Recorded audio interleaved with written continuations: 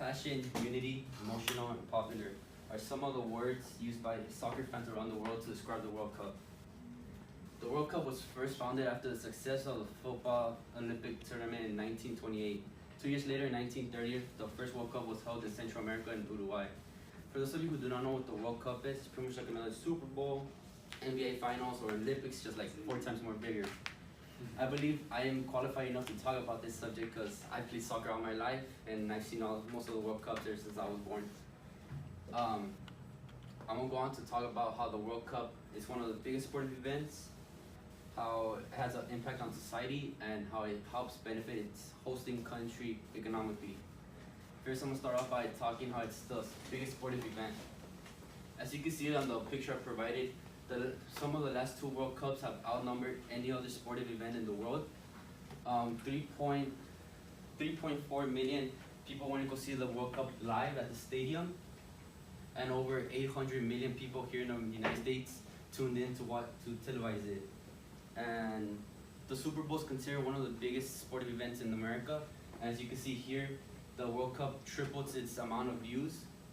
The Super Bowl got 256 million views, and the World Cup got 665 million views. And something that makes the World Cup really popular is the fact that it's built up with 32 nations, which makes everyone tune in to see one nation is the best one in the sport at the end. Now that I've talked about how the World Cup is the biggest sporting event, I'm going to talk about how it has a huge impact on society. And the way the World Cup has a huge impact on society is in 3 factors: emotionally, mentally, and socially. The way the World Cup impacts society mentally is there's different ways. According to the article by Haas on December 7, 2017, it stated that the World Cup is a gateway to happiness and hope for those going through tough times. An example given in this article was in 2010, the World Cup gave hope to those in need in Haiti, I think it's the country, Haiti, after an earthquake had destroyed half of the population, and it gave them hope and just happiness seeing countries play. And the World Cup itself provided projectors just so people were put aside the fact that they had lost most of the belongings and just enjoy the beautiful game of soccer. And emotionally, it just brings happiness, excitement, and even sadness when you watch these games. And the big one is socially, because the World Cup brings together like the world, since it helps put differences aside.